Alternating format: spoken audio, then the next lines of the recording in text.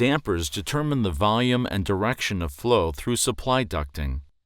A damper is an air valve, a structure within a duct that can be moved to hinder or even stop the flow of air in a duct. Damper design is related to the type and size of the duct.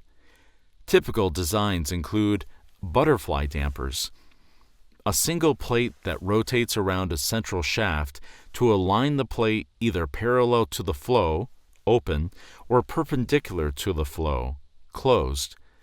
These are most common in round ducts.